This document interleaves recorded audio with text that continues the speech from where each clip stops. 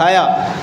مگر اس کے ساتھ ساتھ دیگر بھی تحصیل علم کے کچھ ذرائع تھے۔ یعنی ہمارا تو ایسے ہوتا ہے نا کہ مدرسہ میں گیا،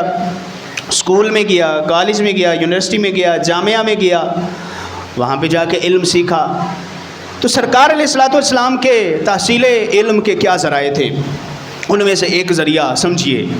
یہ ہے جامع ترمذی کی حدیث مبارکہ 3233 اور 3235، اور یہ وہ حدیث ہے کہ امام ترمذی کہتے ہیں میں نے امام بخاری سے پوچھا کہ یہ حدیث جو ہے اس کے بارے آپ کیا کہتے ہیں، تو امام بخاری نے کہا یہ سندن بالکل صحیح حدیث پاک ہے،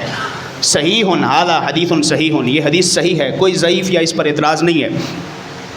کہتے حدیث کیا ہے کہ نبی پاک علیہ السلام نے ارشاد فرمایا کہ ایک بار اللہ تبارک و تعالیٰ نے اپنا دست قدرت، دست کہتے ہیں ہاتھ کو،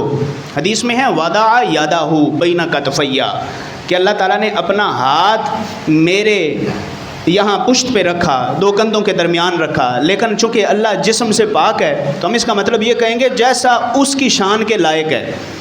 جیسا اس کی شان کے لائق ہے۔ ہم اس کو نہیں سمجھ سکتے، یہ متشابہات میں سے ہے، ہم سمجھ ہی نہیں سکتے، ہم یہی کہیں گے اس کا دست قدرت جیسا اس کی شان کے لائق ہے۔ سرکار نے فرمایا اللہ نے اپنا دست قدرت میری پشت پر رکھا یہاں، حتی وجدت بردہا بین ثدیی، کہتے ہیں میں نے اس دست قدرت کی ٹھنڈک اپنے سینے میں محسوس کی۔ یہ سرکار کے تحصیل علم کے ذرائع ہیں۔ ہم کہاں سمجھیں سرکار علیہ الصلوۃ والسلام کو علم کتنا تھا، جن کو علم ہی اللہ نے یوں عطا فرمایا ہے، کہیں قرآن کی صورت میں، کہیں دست قدرت کی صورت میں۔ کہا میں نے اپنے سینے میں ٹھنڈ محسوس کی اللہ کے دست قدرت کی، تو ہوا کیا؟ فرمایا فعلمت ما فی السماوات وما فی الارض، اس دست قدرت کی وجہ سے جو کچھ زمین میں موجود ہے، جو کچھ آسمان میں موجود ہے، مجھے ہر چیز کا علم حاصل ہو گیا، میں ہر چیز کا عالم بن گیا، عالم بن گیا، ہر چیز کا عالم بن گیا، ہر چیز کا، کوئی چیز باقی رہی؟ ماں ہے عام، ہر چیز جو بھی زمین میں ہے، اور صرف زمین نہیں، جو بھی آسمان میں ہے، جو زمین میں ہے، جو آسمان میں ہے، گویا جو پوری کائنات میں ہے، ہر چیز کا عالم میں فوراً بن گیا جو ہی اللہ تبارک و تعالیٰ نے دست قدرت رکھا۔ اور دوسری روایت کے الفاظ ہیں فتجلی لی کل شیء وعرفت، کہا جو ہی اللہ نے اپنا دست قدرت میرے پشت پر رکھا، میرے سینے میں ٹھنڈ محسوس ہوئی تو ہر چیز مجھ پر روشن ہو گئی،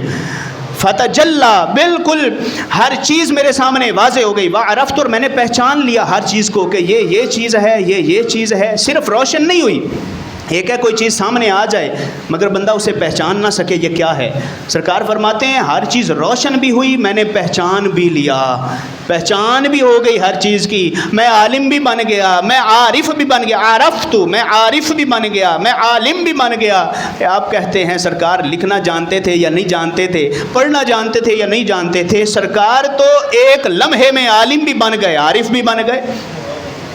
علم تو میں نے جان بھی لیا، میں عالم بھی بن گیا، وعرفت، اور میں عارف بھی بن گیا۔ یہ شان سید عالم صلی اللہ تعالیٰ علیہ وسلم کے علوم کی۔ تو جن کے تحصیل علوم کے ذرائع یہ ہوں، ان کے علوم کو سمجھ کون سکتا ہے؟ ہم جیسے لوگ جو زمین پر بیٹھنے والے اور ظاہری اسباب اختیار کر کے علم حاصل کرنے والے، مدرسہ میں جانے والے، اسکول کالجز کے اندر جا کر علم حاصل کرنے والے، انہیں کیسے سمجھ آئے کہ اللہ تبارک و تعالیٰ نے اپنے حبیب کو کس انداز میں علم سے نوازا ہے اور کس طرح سے علم عطا فرمایا ہے؟